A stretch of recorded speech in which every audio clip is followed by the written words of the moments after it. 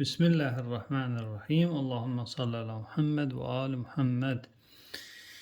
Mövzumuz Şeyx Səduqun Əl-Əmali kitabında nəql elədiyi hədisin davamındadır. Hədisin sənədi ilə bağlı 3 dərs, 3 araşdırma təqdim etdik.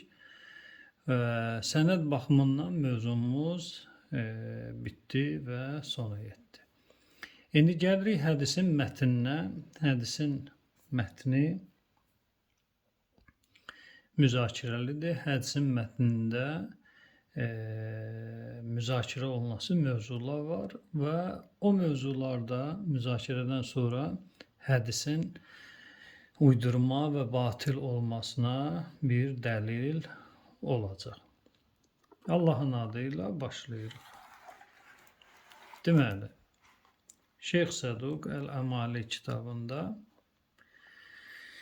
səhifə 358-də deməli 71-ci məclisdə 10-cu hədisdə nəql edir.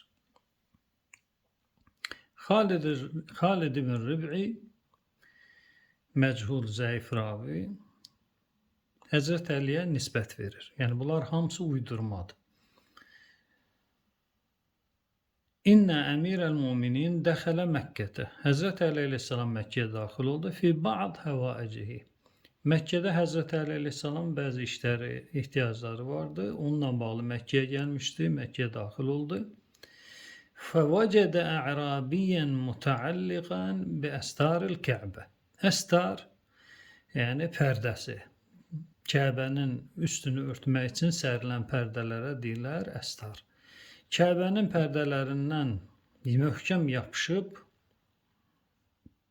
sallanan bir bədəvi ərəb gördü Həzrət Əli əleyhissalam. Və huvə yəqul.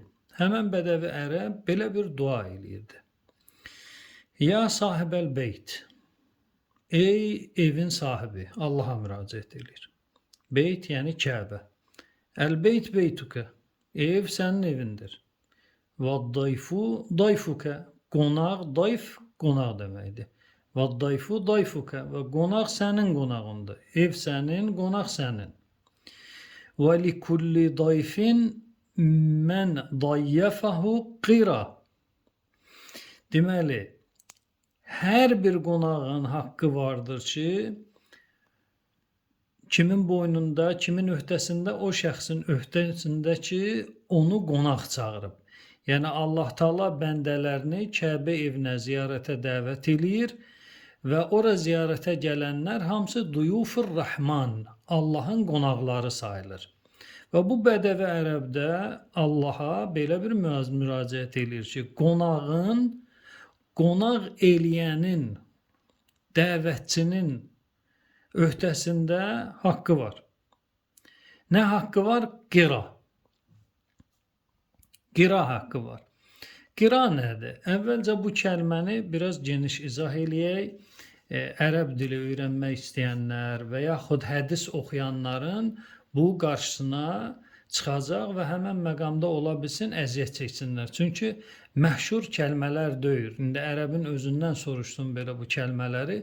Ərəb belə dayanıb baxacaq. Çünki istifadə olunmur bu kəlmələr. Yalnız hədislərdə və belə deyək də çox istifadə olunmayan kəlmələrdir. Qira nədir? Deməli, ərəb dilində mənim keçmiş məlumatlarıma əsasən 11-12 növ yeməyə müraciət verir. Yeməyə ad verilir. Yemək, taam. Yəni ki, süfrəyə yemək gətirilib, o yeməyin adları var. Hər elə bir hadisədə eyni o süfrənin üstünə qoyulub yeyilən yeməyə müxtəlif cür müraciət olunur. Müxtəlif cür ad verilir, ünvan verilir. Hədisdə gələn qira qonağa təqdim olunan yeməyə deyilir. Yəni qonaq üçün hazırlanmış yeməyə deyilir qira. Amma biz hər gün evimizdə günorta və axşam yediyimiz yeməyə qira deyilmir. Niyə? Çünki qira hazırlanar, qonaq gələcək, qonaq üçün. qonaq üçün nəzərdə tutulub hazırlanan yeməyə ərəb dilində deyirlər qira.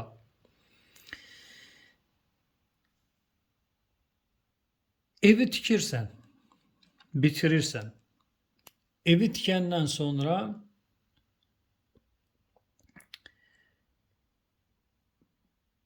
ev tikmisən deyə yemək təqdim eləyirsən qonşulara, tanıdığın insanlara. Həmən o təqdim elədiyin süfrəyə, o yeməyə deyilir vəkirə, vəkirə. Uşağı sünnət elətdirirsən. Həmən o sünnət mərasimində təqdim olunan yeməyə deyirlər əzirə. Əzirə, ayn, zal, ya, ra, ta'il marbuta. Səfərdən gələn insana, səfərdən qayıdan insana təqdim olunan yeməyə deyirlər nəqiyə. Yas məclisində təqdim olunan yeməyə deyirlər vadimə və lə dallinin dıqsı ilə. Əl-vadimətu, yəni yas məclisində təqdim olunan yemək. Deməli, bir nəfər dəvət olunmadan bir dəstənin yanına daxil ola və onlar yalnız maye içirlər. İstər halal, haram fərq eləməz. Maye içirlər. Dəvətsiz onların yanına daxil olanda və ona təqdim olunan yeməyə deyərlər vağil. Təkrar edirəm, vağil. Bir dəstə yemək yeyir və onların yanına dəvətsiz bir nəfər daxil olur və ona yemək təqdim olunur, həmən o yeməyə deyirlər variş. Deməli, vağil maye qəbul olunanda bir dəstənin yanına dəvətsiz daxil olan vaxt təqdim olunan yeməyə deyilir.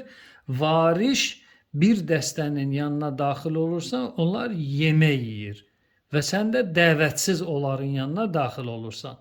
Dəvətsiz qonağın yeməyinə deyərlər variş, əgər bu dəstə yemək yeyirsə. Əgər maye qəbul edirlərsə, deyərlər vağil. Deməli,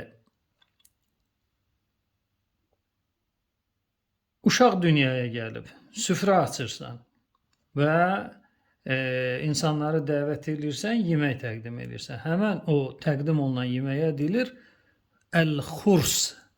Əl-xurs. X-r-s. Əl-xurs. Toy yeməyinə, toy eləyirsən və toyda təqdim elədiyin yeməyə deyirlər əl-valimə. Əl-valimə. Və buna bənzər müxtəlif yemək adları var, onunla vaxtı almayaq. Deməli, qaydaq hədisimizə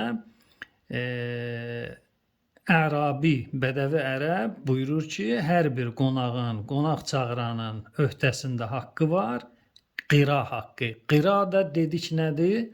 Qonaq üçün nəzərdə tutulan xas yeməyə deyilir qira. Fəcəl qirayə minkə əl-leylə əl-məğfirə. İndi Allah Taala səmadan bu bədəvi ərəb üçün və yaxud həcc ziyarətinə gedən Allah evinin qonaqları üçün səmadan və yaxud cənnətdən yemək endirəsi deyil. Onların yeməyi nə olacaq? Bu bədəvi ərəbin duası tərzində olacaq. Ərəb buyurur ki, mən qonağam və qonağa da xüsusi yemək verilməlidir. Mənim yeməyim, qirayə, mənim yeməyimi bu gecə bağışlanmaq qərar ver. İcəl, qərar ver, təyin elə. Yəni, mənim yemək haqqım yoxdur, qonağam və mənim qira haqqım var. Mənim o yeməyim olsun, mənim bağışlanmağım. Belə bir dua eləyir. Bu müqəddimələrdən sonra. Fəqalə əmirul müminin və əshabihi. Həzrət Əli əleyhissalam şəxsin duasını eşidir və yanında olan əshabına belə bir söz deyir. Əma təsmə'unə kələməl ə'rabi, bu bədəvi ərəbin kəlamını, sözünü eşitmirsinizmi? Qalu na'am, dedilər bəli eşidirik. Fəqalə Allah əkrəm min ən yarudda dayfəhu. Allah heç vaxt öz qonağını əl-boş qaytarmaz. Allah daha kəramətlidir. Allahın şəninə yaraşmaz heç vaxt öz qonağını əl-boş, heç nəsiz qaytarsın. Qalə fələmmə kənə əl-leylə thaniyə. Bu hadisə bura qədər birinci gecədə baş verir. Həzrət Əli əleyhissalam yenə öz əshabı ilə Kəbə evinin ətrafında olur. İkinci gecə fələmmə kənə leylə thaniyə